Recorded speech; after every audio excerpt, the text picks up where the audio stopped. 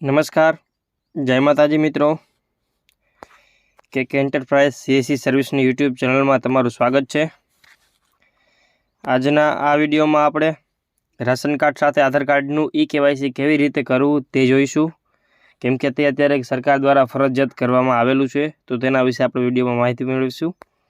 ભારત સરકાર દ્વારા જણાવેલ 100% કેવાયસીની કામગીરીને લક્ષ્યમાં રાખીને કેવાયસીની કામગીરી ઝડપી થાય તથા રાષ્ટ્રીય અન્ન સલામતી કાયદો 2013 NFSA હેઠળ નોંધાયેલા તમામ લાભાર્થીઓ ઘરે બેઠા કેવાયસી કરી શકે તે માટે ફેસ ઓથેન્ટિકેશન આધારિત કેવાયસીની સુવિધા માય રેશન એપ્લિકેશનમાં તૈયાર કરવામાં આવેલ છે કે તમારે તમારા મોઢાથી તમારું આધાર કાર્ડનું કેવાયસી ફરજિયાત કરવું પડશે.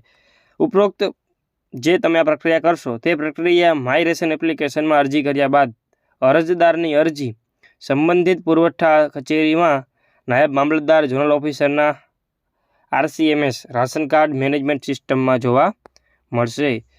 નાયબ મામલતદાર અથવા ઝોનલ ઓફિસર આ મળેલ અરજીના આધારે અરજદારના રેશન કાર્ડ અને આધાર કાર્ડનો ડેટા જોઈ શકશે.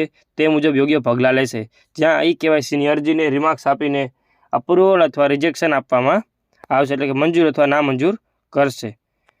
હવે આપણે તેના માટે એક પ્રશ્ન છે કે ભાઈ તમે માત્ર એવા સભ્યો માટે જ આધાર કેવાયસી કરી શકશો જેનું આધાર કાર્ડ સાથે રેશન કાર્ડ લિંક છે.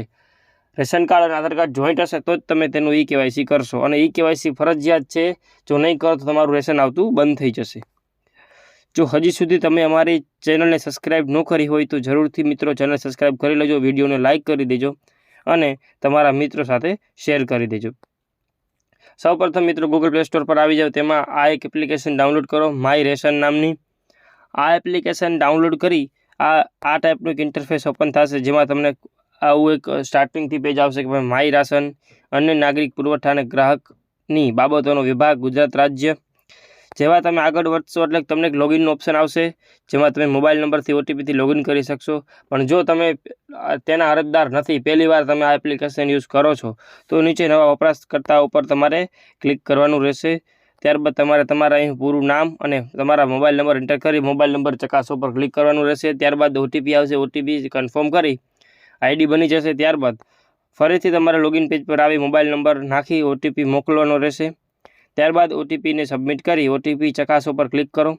જેવું તમે OTP ચકાસી લેશો એટલે એક આ ટાઈપનું ઇન્ટરફેસ ઓપન થશે, જેમાં તમને ઘણા બધા ઓપ્શન હશે, જેમ કે જાહેર વિતરણ વ્યવસ્થા, તમારા રેશન કાર્ડની વિગત, આધાર કાર્ડ અને મોબાઈલ નંબર, આધાર અને મોબાઈલ નંબર રાશન કાર્ડ આરે લિંક છે કે નહીં, તમારા વેચભેવની દુકાન કઈ છે, તમને કેટલો જથ્થો મળે છે, તમારું બિલ શું છે, તમારા રેશન કાર્ડ અને મોબાઈલ નંબર તમારા લિંક કરવા છે, પછી તમારે મોબાઈલ નંબર અનલિંક કરવા, આધાર અનલિંક કરવું છે, અને પછીનું તમને ઓપ્શન છે આધાર કેવાયસી. તમારે તે ઓપ્શન પર ક્લિક કરવાનું રહેશે.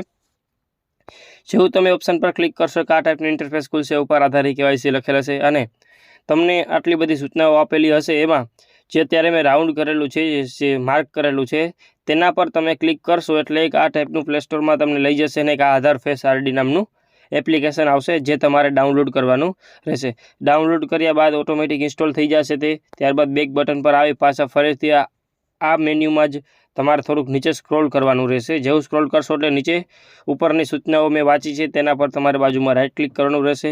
એકવાર બધી સૂચનાઓ ધ્યાનથી વાંચી લેવી એટલે તમને કેવાયસી કરવામાં વાંધો નહીં આવે, અથવા વિડીયો પૂરો જોઈ લેશો તો પણ તમને કંઈ સૂચનાઓ વાંચવાની જરૂર થશે નહીં. હવે ત્યારબાદ ક્લિક કરી સૂચનાઓ પર ક્લિક કરી કાર્ડની વિગતો મેળવો પર ક્લિક કરો. ત્યારબાદ અહીં તમારે તમારા રેશન કાર્ડ નંબર અને બાજુનો જે કોડ આપે છે 8274, તે કોડ દાખલ કરી કાર્ડના સભ્યોની વિગત મેળવવા પર તમારે ક્લિક કરવાનું રહેશે. જેવું તમે ત્યાં ક્લિક કરશો એટલે કે આ ટાઈપનું આવશે. તમારા રેશન કાર્ડમાં જેટલા સભ્યોના નામ હશે, જે રેશન કાર્ડના સભ્યો સાથે આધાર કાર્ડ જોઈન્ટ હશે, તે લોકોના નામ આવી જશે, બરાબર. ત્યારબાદ નીચે ઓપ્શન છે જે રાઉન્ડ કરેલ છે, આધાર કેવાયસી માટે સભ્ય પસંદ કરો, તેના પર ક્લિક કરો.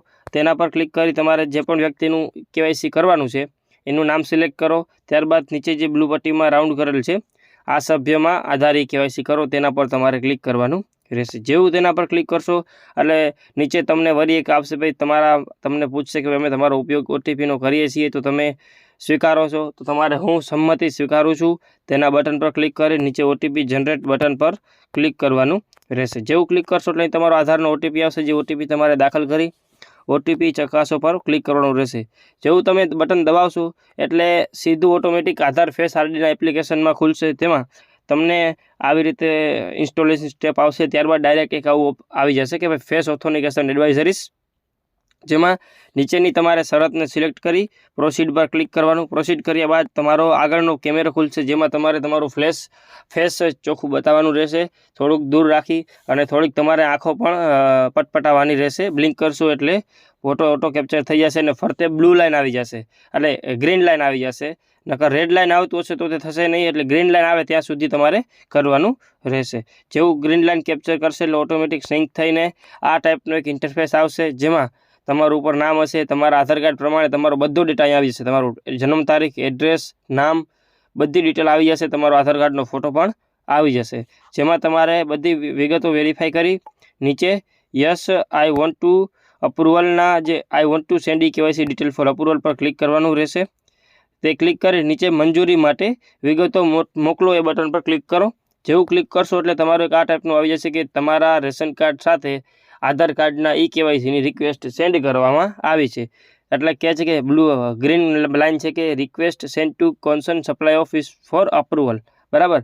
હવે આમાં જ તમને જોવા મળશે, એ જ રીતે તમે ઘરના બધા સભ્યોનું KYC કરી શકો છો। જો તમને વિડીયો સારો લાગ્યો તો મિત્રો વિડીયોને જરૂરથી લાઇક કરજો, વિડીયોને તમારા મિત્રો સાથે શેર કરજો અને અમારી ચેનલને જરૂર સબસ્ક્રાઈબ કરજો। વિડીયો જોવા બદલ આપ સૌ મિત્રોનો ખૂબ ખૂબ આભાર। જય માતાજી।